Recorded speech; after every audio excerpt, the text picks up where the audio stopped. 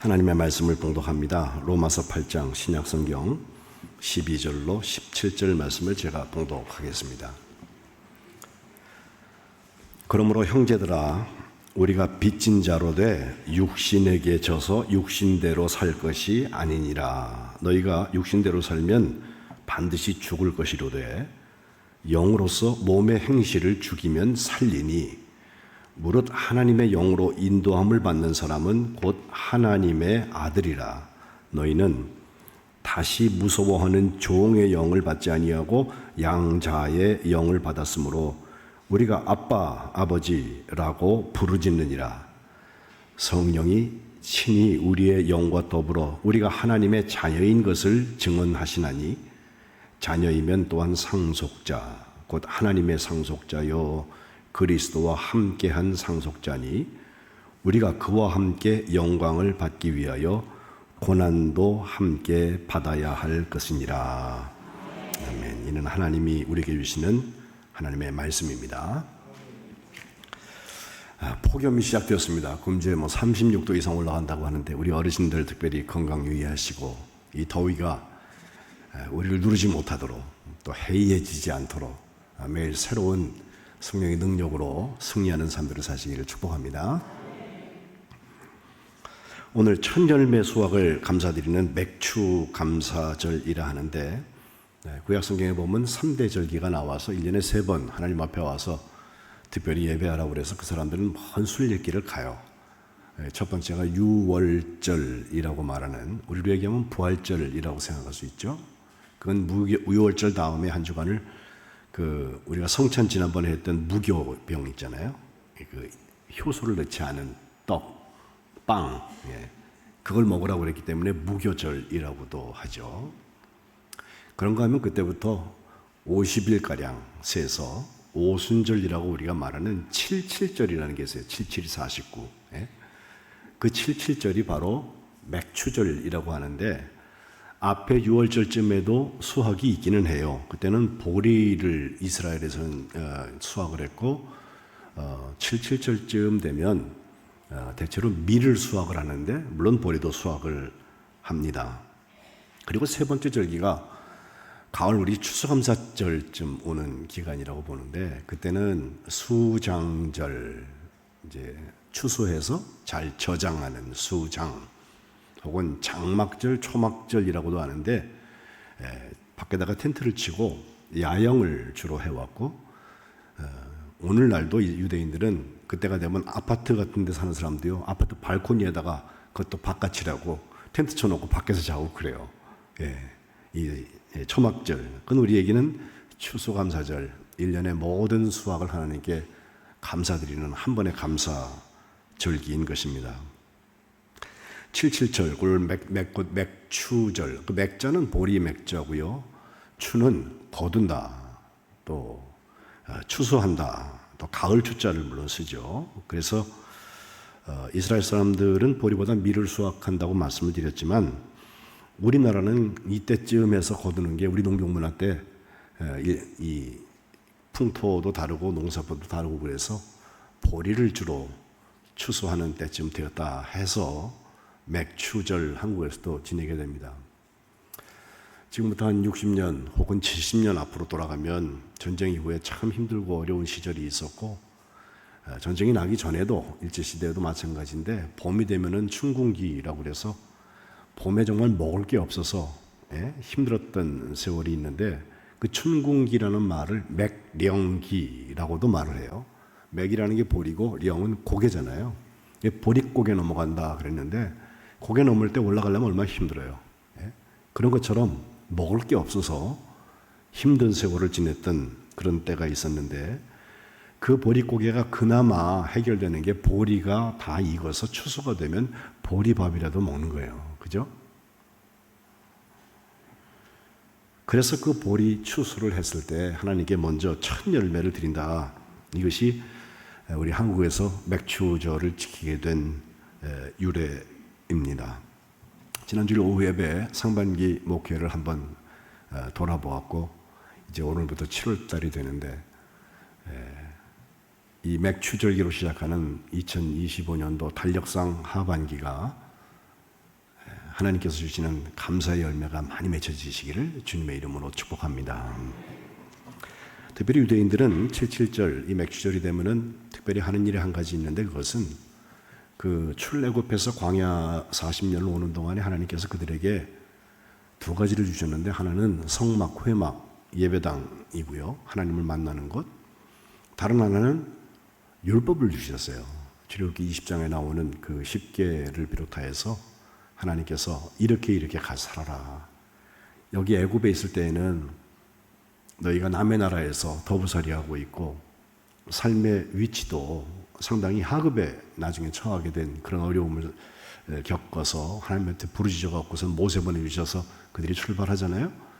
근데 이제 들어가서는 하나님의 자녀로서 적과 꿀이 흐르는 땅, 하나님이 약속하신 땅에서 복되게 살라고 체질을 바꿔야 된다. 그래서 율법만 주신 게 아니라 사람도 싹 바꾸셨어요. 출애굽한 사람 중에서 60만 명이라고 그랬는데 가나안에 들어간 사람은 단 2사람밖에 없다고 성경은 이야기하고 있습니다. 달라지는 것 하나 있는데 40년 동안 그들이 유랑하는 시간을 가질 때, 그것도 뭐 우리가 지났으니까 40년이라고 성경이 얘기하지만 그 당시에는 언제가 될지 모르는데 짧을 수도 있고 길 수도 있어요. 예? 구름이 가면 따라가고 불이 가면 따라가고, 구름과 불이 서 있으면 유진했다. 하나님과 함께 가려고. 예? 그러니까 우리가 계산해가지고 이때쯤 가면 좋겠다, 일기예보 보고 내일 뭐 하면 좋겠다, 이게 아니고 그냥 구름과 불만 보고 있는 거예요. 낮에는 구름 기둥, 밤에는 불 기둥. 지금 새벽 기도에 우리가 출애굽기를 시작을 했는데 와서 같이 말씀 묵상하시고 기도하세요. 얼마나 은혜가 있는지 몰라요. 예? 근데 그 인생 여정을 걸어가는 중에 하나님께서 우리에게 가서 이렇게 살라고 하는 말씀 주신 것 자체가 첫 수확과 함께 그 첫 열매에 대해서는 출발할 때부터 출애굽기가 얘기하죠. 10개의 재앙 중에서 마지막 재앙이 장자가 생명을 잃는. 그래서 애굽 사람들은 장자가 다 죽어서 사람만 아니라 동물들까지 다 죽게 되는데, 그 집에다가 문설주에다 양피를 바른 집은 사자가 넘어갔다고 그래서 유월이라는 뜻이거든요. 그렇게 생각해 보면 하나님께서 첫 소산, 첫 생명에 대해서 얼마나 귀히 여기시는지. 그래서 우리의 믿음의 선배들도 보면 자녀를 낳아서 첫째가 있다 그러면 장자를 하나님께 드린다고 그래갖고요, 장자는 아무 이유도 없이 하나님께 드려진 사람이 되어버리기도 하고 그랬어요. 예? 모쪼록 하나님 앞에 그 감사와 특별히 하나님께서 우리에게 말씀을 주셨다고 하는 것을 감사하면서 우리 믿음의 역사를 이루는 만안교회가 하나님의 은혜의 주인공들이 되시기를 축복합니다. 이제 추수감사가 가을이면 올 텐데 그때 가가지고 또 올해도 빈손으로 왔습니다, 공쳤습니다 그러지 마시고 오늘부터 시작하세요. 네, 오늘부터 다시 하반기에 하나님께서 어떻게 곡식을 연글게 하시고 뜨거운 햇빛과 비를 알맞게 주셔서 풍년이 나게 하는 것처럼 우리가 심어야 될 게 있고 심는 것을 가꿔야 될 게 있고 때가 되면 거두는 거거든요. 예. 그 믿음의 역사가 우리 교회에 충만하시기를 주님의 이름으로 축복합니다. 제게 2025년은 우리 만안교회에서 함께 저 믿음의 역사라고 하는 것을 붙들고 기도하고 있는데, 그 믿음이 무엇인가에 대한 얘기를 안 할 수 없어요. 우리가 뭘 믿는가. 근데 예배 때마다 여러분 우리 사도신경 외우잖아요. 오늘도 외우셨죠? 전능하사. 예? 근데 제가 86년도 거의 이제 40년쯤 돼가네요. 군목으로 이제 군대에 가서 우리 서병들 또 장교들 또 간부들 다 같이 그 가족들까지 예배를 드리는 그런 목회를 3년 넘게 했는데, 그때 사병들이 내후반에서 종교행사 시간이다, 일요일이다 그래갖고서 이제 예배 시간 출발할 때 보면요, 고참들이 딱 병력을 이렇게 나눠요. 넌 교회 가, 넌 교회 가지 마. 예. 근데 신병들이 오면요, 내후반에 있으면 고통스럽거든요. 자꾸 하라는 것도 많고 일요일이면 쉬고 싶은데 그땐 쉬지도 못하고 그러니까 어떻게 교회 가고 잠이라도 한번 자려고. 예. 교회 감독은 말을 안 하잖아요. 또 맛있는 사제밥 주잖아. 자기들이 말하는 잔밥이라고 하는 거 안 먹고 교회가 잘 밥을 해서 주니까 그거 먹으려고 그냥 길을 쓰고 다 나오는데 그 내무반에서 고참들이 얘가 진짜 신앙이 있는 아닌지를 구분할 때 신명이 딱 오면 처음부터 묻습니다. 너 종교가 뭐냐 그러면 기독교, 천주교, 불교 아니면 종교 없음 이렇게 이제 얘기를 하는데 기독교라고 그러면 진짜야? 너 빠져나가려고 그러는 거 아니야? 그래갖고서 뭘 시험을 보냐면 주기도 외워봐. 그때 하늘에 계신 우리 아버지 막 나오면 이거 맞네 그래요. 근데 주기도가 뭔데요? 그러면 넌 여기 내무반에 남아서 고생 좀 해라. 그러니까 그 얘기를 학습을 해가지고 교회 안 다니고 예수가 누군지는 모르는 사람들도 하늘에 계신 우리 아버지 이거 외우면 된단다 막 외워가지고 이제 하는 거예요. 네 그렇습니다 막 이럴 때거든요. 그러니까 그 다음에 고참들도 수가 높아져가고 그 다음에 뭘 물어보냐면 사도신경 외워봐. 예상 문제가 적중이 안 돼갖고 성도들과 성도 아닌 사람들이 근데 차이가 나잖아요. 사도신경이 상당히 중요해요. 그래서 제가 오늘부터 12주 동안 사도신경을 여러분하고 그 주제만 붙들고서 12개의 그 믿음의 대상, 우리가 무엇을 믿는다에 대한 대상에 대한 것, 무엇을 믿는 게 뭘 의미한다는 것을 여러분하고 말씀을 나누려고 해요.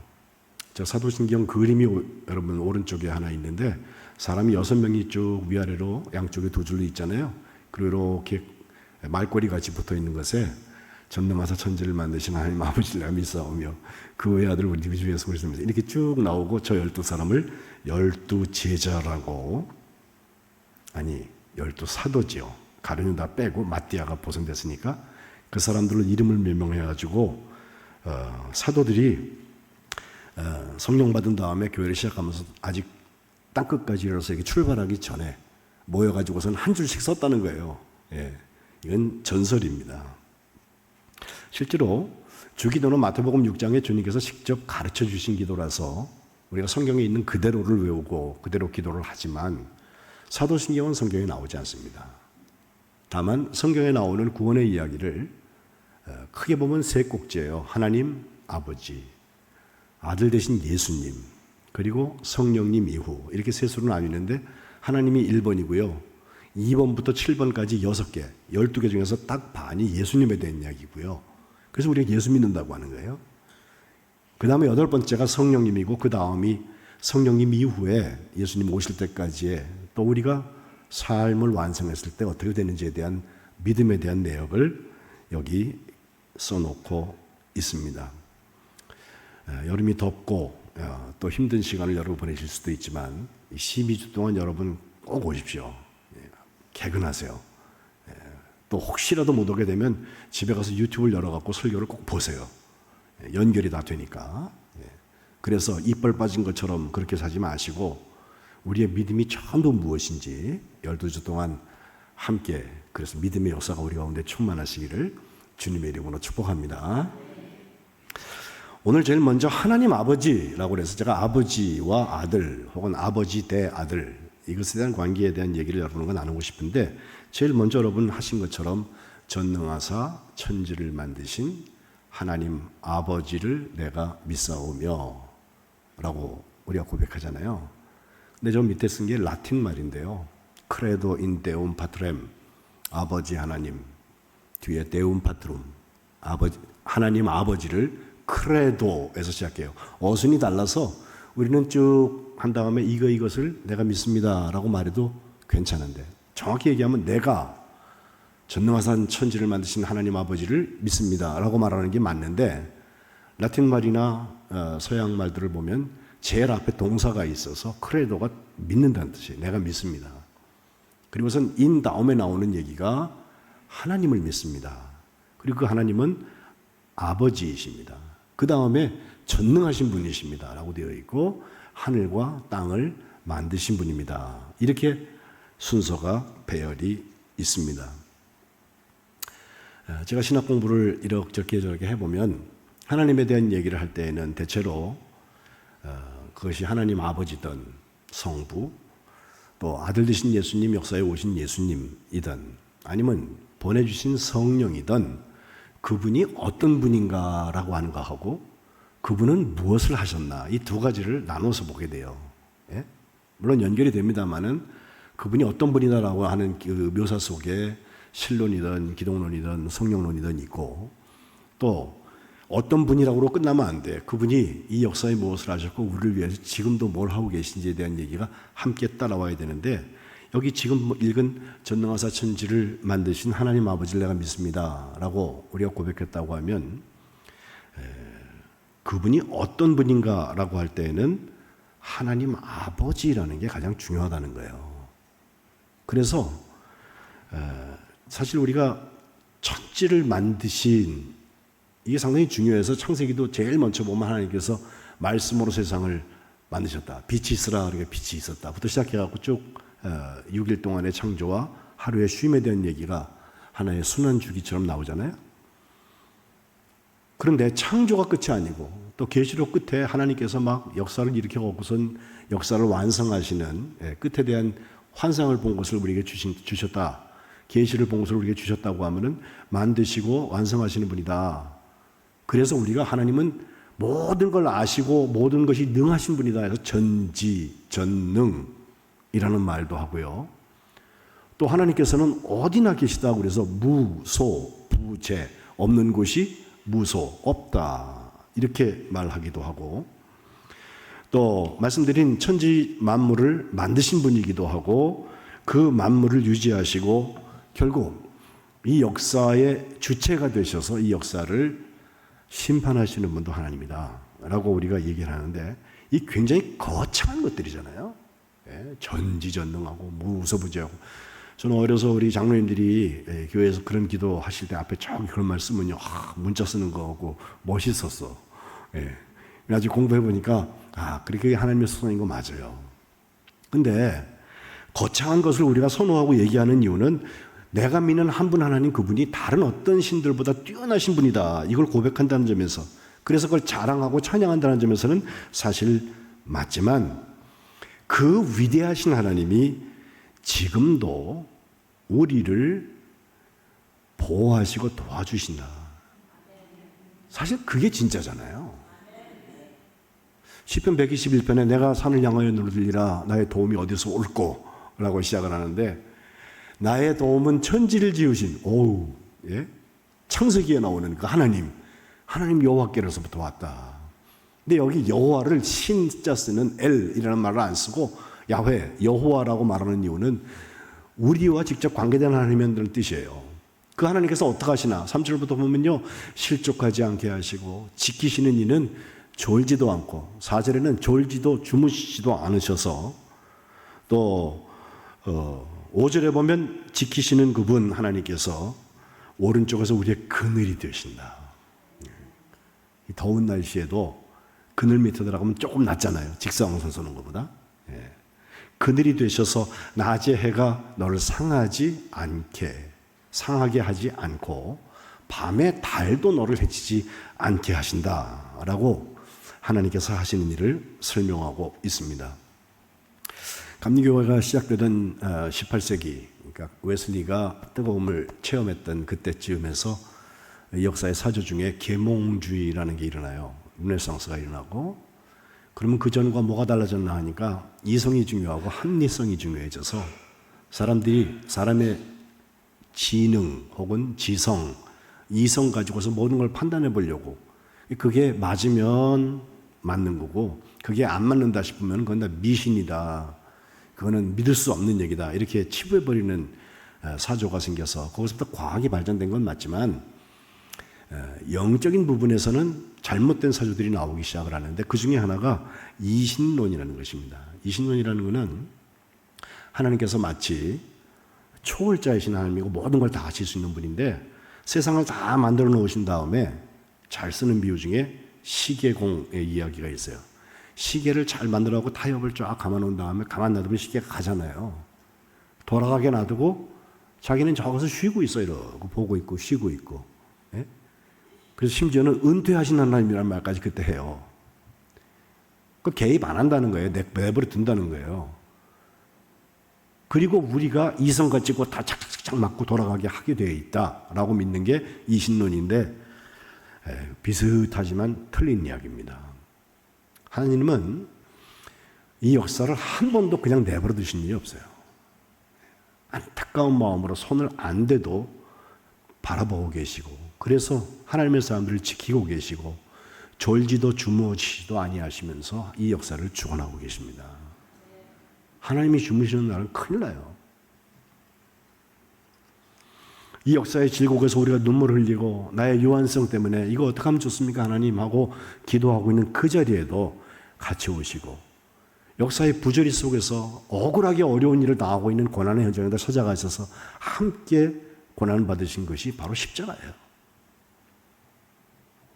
시편 139편, 그래서 하나님께서 나를 이렇게 아신다고, 살펴보셨다고, 내가 앉고 일어나는 것도 아시고 멀리서 계셔도 나의 생각을 밝게 하시고, 나의 모든 길, 내가 눕는 것 다 살펴보고 계시기 때문에 나의 행위를 하나님께서 다 아시고, 내 혀의 말도 알지 못하는 것이 하나도 없습니다. 다 아신단 말이에요.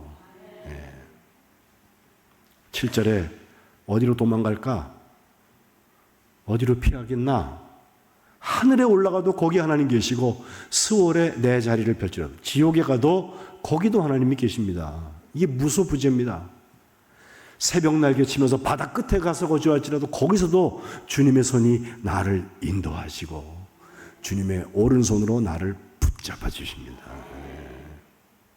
그게 하나님이에요. 그 하나님이 정말 복된 것은 이 관계 설정에서 우리의 아버지라는 거예요. 아버지. 그래서 저는 기도할 때 앞에 아주 유려한 그 수식어를 붙이고 사자성성을 쓴 다음에 하나님 이렇게 부르는 것도 좋지만, 제가 권하는 것은 아주 심플, 아주 간단하게 하나님 아버지 그러고 시작하라는 거예요. 예? 예를 들어 드릴게요. 제가 딸이 하나 있는데 걔가 저를 보고 아버지 그러면 되는 건데, 그걸 뭐 만안교회 담임 목사님이시고 기독교 대한감리회에서 40년 목회하시고 막 이러고 나오면 제가 오늘 어디 아픈가? 아빠는 그렇잖아요. 아빠는. 예. 제가 다른 사람한테는 그런 소리를 들어도 나를 지금 어떤 이유로 부르시는구나 그걸 제가 찾지만, 딸이 저한테 그런다 그러면 제가 왜 저러나 이상하단 말이에요. 그래서 앞에다가 뭐 수저로 한 거 붙이시려고 그러지 말고 하나님 아버지 그러고 이야기를 시작하세요. 그게 기도예요. 예. 또 기도하다가 막히면요, 실제로 우리 선배들도 그거 많이 하세요. 그냥 아버지 하면서 우리의 생각을 자꾸 열어놓는 거예요. 그러면 또 기도가 계속되기도 하고 성령께서 말하게 하심을 따라서 기도하는 역사도 막 나타나요. 그 대상이 아버지로 표현되어 있다는 것입니다.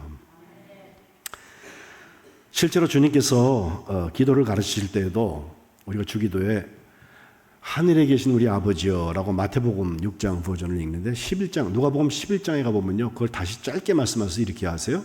아버지여, 하나님도 아니야, 아버지여. 그러고서 이름이 거룩히 여김 받으시고 나라가 임하시고 이렇게 나가요. 예? 그러니까 아버지라고 하는, 혹은 줄여서 히브리 말도 그래요. 아빠라고 하는 거 괜찮아요. 예?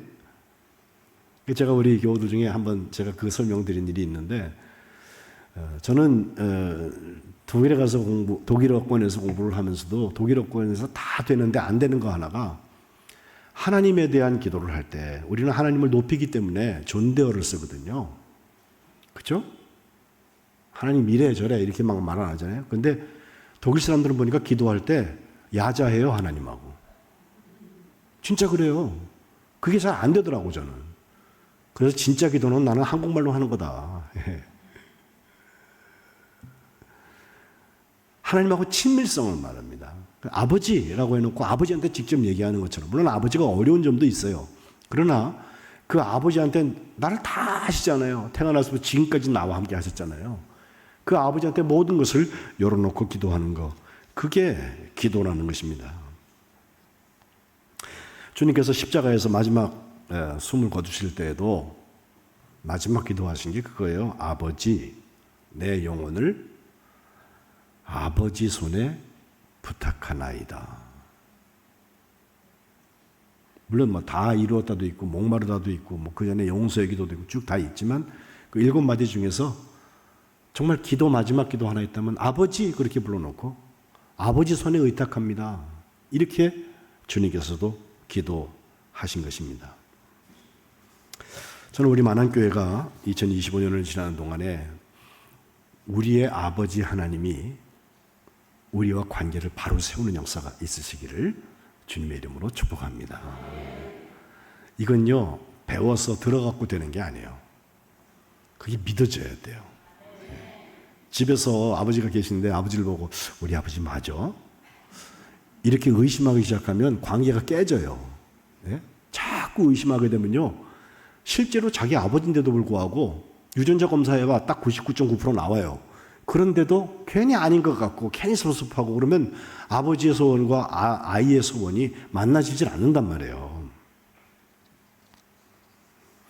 그래서 아버지와 아들의 관계를 성경은 수없이 얘기하고 있는데 그중에 대표적으로 우리가 아는 것이 누가복음 15장에 나오는 집 나갔던 아들이 돌아오는, 우리가 탕자의 비유라고도 말하는데, 나갔던 아들이 돌아왔을 때 그 아버지가 그걸 어떻게 했는지, 잃었던 아들을 찾는 아버지의 이야기로 주님이 설명하신 얘기가 있어요.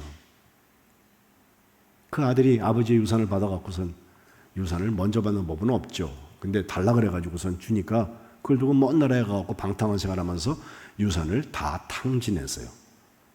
그리고 살아남으려고 뭘 했나 보니까 돼지 먹이는 쥐염 열매 그걸 먹으면서 돼지 치는 일을 했다. 근데 그가 깨닫죠? 15장 17절에 야, 생각해보니까 돌이키기를, 우리 아버지 집에 보면 거기 품꾼들, 품삯을 받고 일하는 사람들도 양식이 풍부한데 나 여기서 돼지 쥐염 열매로 배를 채우는데 이것마저도 녹록지 않아서 굶어 죽게 생겼다 싶어서 결심을 합니다. 18절에 내가 일어나서 아버지께로 가서 아버지한테 그렇게 해야 되겠다. 내가 하늘과 아버지께 죄를 졌습니다. 지금부터는 나를 아버지의 아들이라고 일컬음 내가 감당할 수 없으니 품꾼의 하나로라도 나를 받아주세요 라고 얘기해야지 라고 마음을 먹고 20절에 보면 이에 벌떡 일어나가지고서 아버지께로 돌아갔다. 이게 회개예요. 떨어져 나가 있고 내 걸 다 두고 나와서 탕진한 아들이라 할지라도 그 아들이 돌아오는 그 순간 아버지는 어떻게 합니까? 아마 마을 어귀에 나와서 언제 저 녀석이 돌아올라나 쳐다보고 있을지도 몰라요. 어쨌든 거리가 아직도 먼데 그걸 보고선 그냥 측은히 여겨서 얼마나 불쌍해. 거짓골이 됐으니. 막 달려가가지고선 목을 들어안고 입을 맞추고. 그 아들이 자기가 마음 면목이 없으니까 얘기하잖아요. 아버지 아들이라고 말할 수 없습니다. 죄 지었습니다. 용서해 주세요. 얘기하고 있는데 그때 아버지가 22절에 보면 종들을 불렀고 야, 제일 좋은 옷 집에 있는 거 갖고 와. 그래갖고 입혀요. 손에 가락지를 끼워줘요. 아들, 딸 됨을 회복시켜 주시는 것입니다. 그리고 발에다가 신발도 바꿔줘라. 그리고 집안에 잔치 열자 살진 송아지를 끌어다가 잡아라 하면서 먹고 즐기자. 이 둘째 아들 인해서 죽었다가 살아난 녀석이야. 내가 잃었다가 다시 얻었어 하면서 그 집에 큰 잔치가 열렸다는 거 아니에요. 사실 둘째 아들만 잔뜩 있는 교회 같으면요, 맨날 나가서 범죄하고 그 다음에 돌아와고 잘못했어요 이러는 교회가 될 수도 있어요. 그러나 둘째 아들이 한 사람도 없는 교회는 없어요. 우리가 아버지께 돌아와서 아버지, 생각해보니 아버지의 뜻을 내가 거스렸습니다. 그 회개의 자리, 진솔한 회개. 나는 더 이상 아들로 내가 여김받을 수 없으니 품꾼의 하나로 써주세요 라고 기도하는 그 자리. 그게 성령께서 우리를 알게 하시는 자리예요. 그 집에서 아버지 말씀을 잘 듣던 형, 첫째 아들 장남, 이러다가 들어와 보니까 집에 웬 풍악이 울려요. 이게 뭐냐? 종들한테 물어봤더니 아유, 그 집 나갔던 아들이 돌아와서 아버지가 거의 미쳤어요. 그래갖고 막 잔치 벌리고 난리가 났어요. 그렇게 얘기하니까 화가 제대로 났습니다. 뭐라 그래요? 내가 아버지 말씀을 어긴 일이 없는데 나를 위해서는 염소 새끼 한 마리 잡은 적 없으면서 저 탕자, 저 녀석, 그렇게 얘기하고 싶은데 당신의 아들이라고 말해요. 내 동생이라고 안 합니다. 그 녀석 돌아왔다고 그래가지고 아버지가 살진 송아지 잡는 게 맞냐? 라고 아버지한테 항변하는데 아버지가 그때 31절부터 하는 말씀 보면요, 야, 너 항상 나랑 함께 있잖아. 내 거 다 네 거야. 그러면서 이 내 동생은 죽었다가 살아났고 잃었다가 얻었다. 우리가 즐거워하고 기뻐하는 것이 마땅하다 말씀하거든요. 어쩌면 아버지의 말씀을 잘 듣고 살고 있는 큰아들이 교회에 다 가득 차면 제일 좋죠. 한 번도 말씀을 어긴 일이 없어. 예? 율법을 수여받았으면 율법을 지키는 사람들로 가득 차 있다. 너무 감사하죠. 근데 교회 100% 그렇다? 그건 사실 교회 아닙니다. 그건 아예 천국일 거예요. 어쩌면 큰 아들만 있는 교회보다 내 속에 있는 작은 아들이 발견되고 해결함을 받는 곳이 교회입니다. 믿음의 역사, 돌아온 아들을 다시 품어주시고 회복시켜 주시는 그 아버지의 은혜와 사랑이 우리 만안교회에 충만해지시기를 주님의 이름으로 축복합니다. 그래서 우리가 고범죄 일부러 짓는 거 말고, 계획한 거 말고, 아, 내가 하다 보니 또 육신에 눌렸네, 내가 생각이 짧았네 해서 잘못한 게 있으면 나중에 하는 거 아니에요. 바로 그날 오세요. 새벽마다 예배 있잖아요. 우리 기도회 있잖아요. 또 어쩔 수 없이 주일날 오게 되면 주일날 와서 그냥 예배를 이렇게 구경하다 가지 마시고 하나님하고 얘기하세요. 그 하나님 아버지께서 그 죄를 용서하여 주실 줄로 믿습니다. 그리고 아버지의 아들에 대한 얘기가 오늘 로마서 8장에 쭉 나오는데 중요한 얘기 세 가지만 제가 할게요. 첫 번째는 하나님의 영으로 인도함을 받는 사람이라는 거예요. 14절에 하나님의 아들은 누구냐?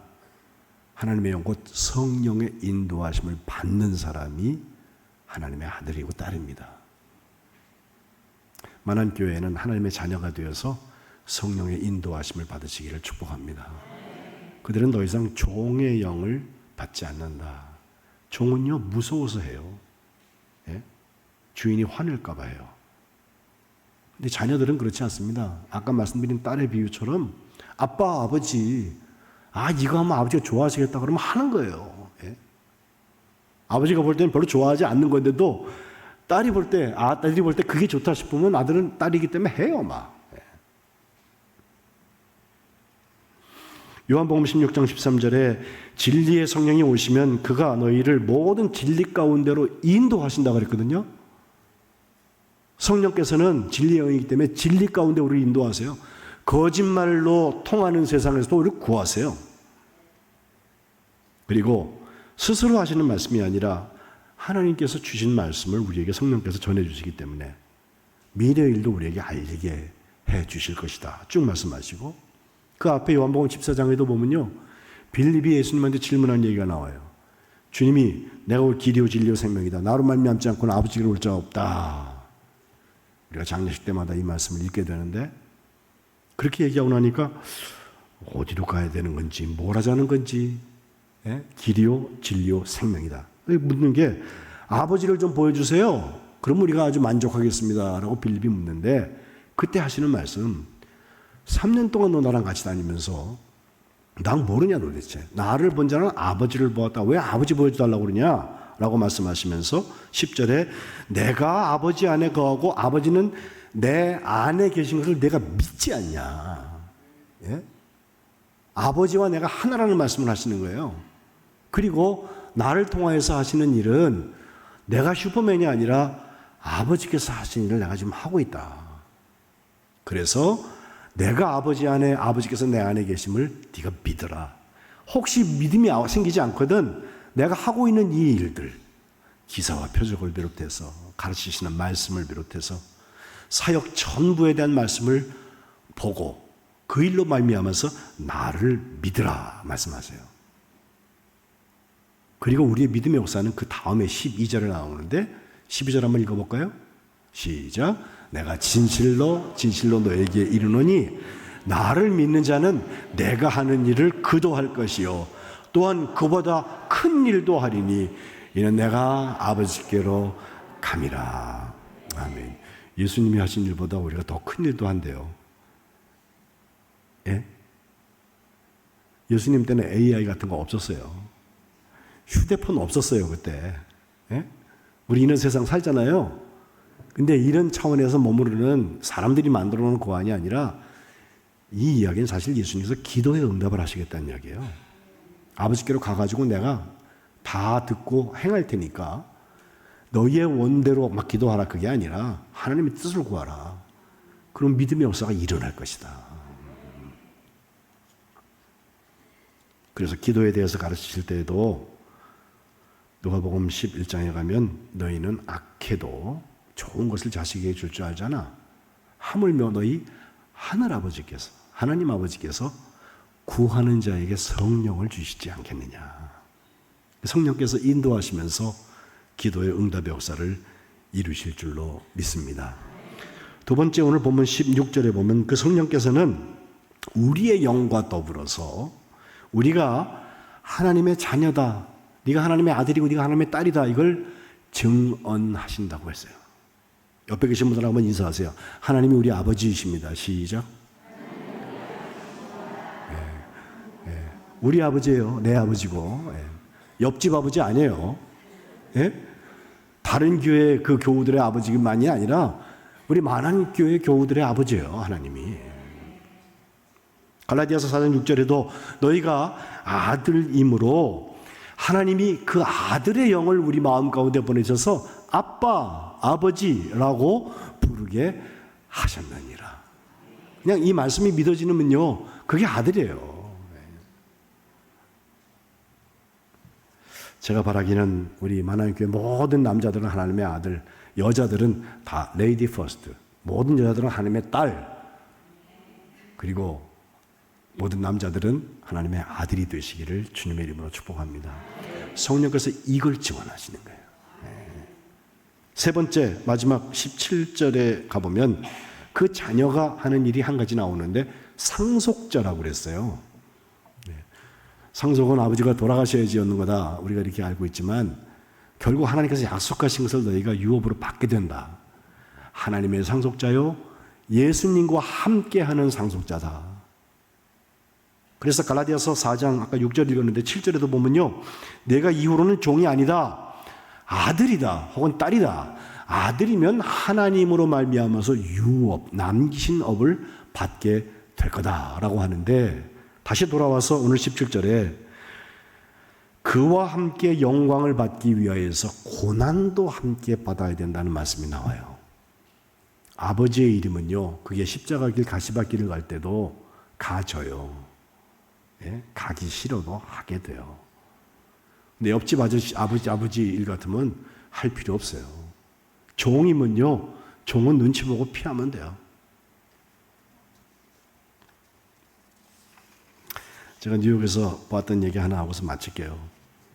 여러분, 세계 지금 경제의 중심지라고 말하는 뉴욕이라는 도시에 가면 건물들이 어마어마하죠. 엠파이어 스테이트 빌딩 100층 넘는 게 어렸을 때 있었다. 맨날 그 공부할 때 배우고 그랬는데 진짜 가보니까 뭐 7, 80층은 많고요. 그래서 여러분, 영화 중에서 그 스파이더맨 거미 이렇게 줄 쫙 빼가지고서 막 사람 구하러 다니는 거 보셨죠? 네. 그게 가면은 느껴져요. 아, 저 건물에서 저 건물로 이렇게 했겠구나. 물론 다 그린 거지만 그렇게 해서 사람을 구하는, 그것도 메시아니즘이라고 말해서 어떤 구원자에 대한 이야기다, 우리가 그렇게 보는데, 또 슈퍼맨들이 그렇게 돌아다녀요. 그 특별히 타임스퀘어 같은 데 가면 사람들이 모이는 광장이 있는데 거기에 이제 전광판들이 막 번쩍번쩍해갖고 사람들이 많이 모이거든요. 거기에 한국 기업들도 많이 광고를 하고 있고 그래요. 가보면 우리나라의 위상도 느낄 수 있고 좋아요. 근데 거기 광장에 진짜 슈퍼맨 복장을 한 사람들, 스파이더맨은 많아요. 가면을 쓰기 때문에 얼굴이 어떻게 생겨도 상관없거든. 그런 사람들이 몸이 아주 육체가 좋은 분들이 옆에 서가지고서 사진같이 찍어주고 돈 받는 사람들이 있어요. 물론 원더우먼도 거기 있습니다. 그런 사람들이 잔뜩 있어갖고서 사진을 찍게 되는데, 그걸 제가 찍으면서 생각한 거 하나가, 진짜 슈퍼맨이 그 사람이었는데 하는 생각이 나요. 그게 크리스토퍼 리드라고 하는 사람인데 1952년생이고요. 2004년도에 그의 삶을 마감해요. 그 26살 때 첫 영화를 찍었는데 그 그 78년부터 87년까지 슈퍼맨 1, 2, 3, 4탄. 4탄은 좀 질이 떨어진다고 그러지만 어쨌든 4번이나 슈퍼맨 영화를 찍어가지고선 아주 이미 원조 슈퍼맨이에요, 저 사람이. 예? 근데 저 사람이 40살 될 때 결혼을 해요. 늦게 했습니다. 다나라고 하는 분과 결혼을 하는데 3년 후에 1995년도인데 승마대에서 말을 타다가 떨어졌는데 낙상을 하면서 목 아래가 모든 신경이 마비가 돼서 목 위로 얼굴만 남게 되었습니다. 그 아내 데나 리브가 세상 나가진 것 같이 유명한 연예인이 돼서 뭐 재물도 얻었고 명성도 얻었고 인기도 얻었지만 어제까지 멀쩡하던 사람이 말 타러 갔다가 떨어져 가지고선 목만 남아서 목만 위만 꼼짝도 못해요. 그가 죽을 결심을 합니다. 자살하겠다고. 그런데 거기다 대고서 아내가 하는 말이 You are still you. 당신은 여전히 당신이야. 그리고 내가 당신을 사랑해요. 그러면서 무려 10년 채 안 되는 9년 정도를 그 병실을 지켜요. 사고를 당하고 처음으로 가족끼리 맞이한 추수감사절에 가을인데 그 식탁에서 3살짜리 윌이라는 아빠가 있다는 것이 나는 정말 감사해요 라고 뭘 알아요 3살짜리가 얘기했는데 그게 그 크리스토퍼 위브가 살아갈 수 있는 힘이 되었다라고 고백을 합니다. 저는 이 아빠가 있다는 것이 정말 감사해요 라는 말 우리가 하나님께 드릴 수 있는 얘기 같아요. 그렇죠? 하나님이 옆집 아버지가 아니고 우리 집 아버지, 내 아버지라는 거 이게 감사 중에 감사 아니에요?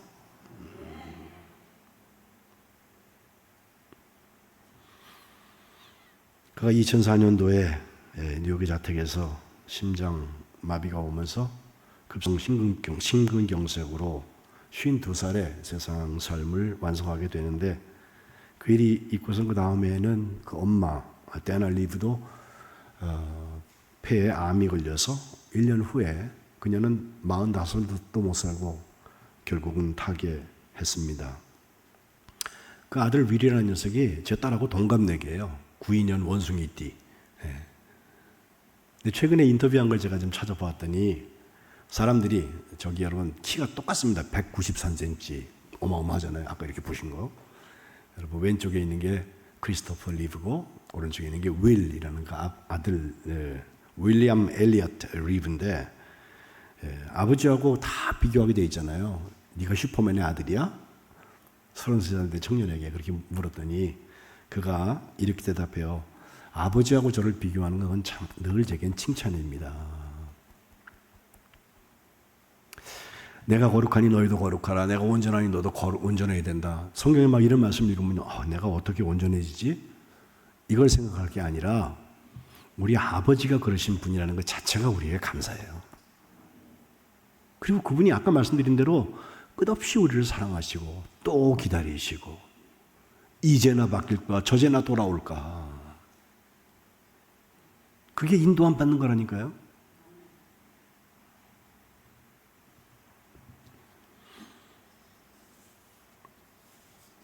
그 아버지의 그 아들이라는 말이 있죠. 재선신도 돌아가신 지 지금 12년이 지나는데 저를 보고서 네 아버지 생각난다 그러시는 분들이 계세요. 그렇게 기분이 좋아요. 예. 하나님의 영 성령으로 인도함을 받고 성령께서 네가 아들이다 딸이다 우리에게 증언해 주시고 하나님이 준비하신 약속의 상속자들이 되시기를 주님의 이름으로 축복합니다. 기도하겠습니다. 하나님 고맙습니다. 저희들이 죄의 종노릇하며 살았는데 저희를 사랑하셔서 천지를 만드시고 전능하신 하나님께서 우리의 아버지가 되어주시고 우리를 아들과 딸로 삼아주시고 지금도 우리와 함께하여 주심을 찬양하고 감사드립니다. 주의 낯을 피하여서 우리가 갈 곳은 없습니다. 주님께서 우리의 모르시는 것이 없으십니다. 하나님 앞에 서 있는 오늘 우리가 살아가면서 하나님의 자녀된 권세를 가지고 하나님의 인도하심을 받게 하여 주옵소서. 성령께서 우리가 하나님의 아들, 딸 된 것을 증언한다 하셨사오니 그 증인된 삶도 살게 하여 주옵소서. 하나님이 예비하신 하나님의 유업을 상속하기 위하여서 고난을 받을 때에도 기쁨이 되게 하시고 하나님의 영광의 잔치의 주인공들이 되게 하여 주옵소서. 예수 그리스도의 이름으로 간절히 기도합니다. 아멘.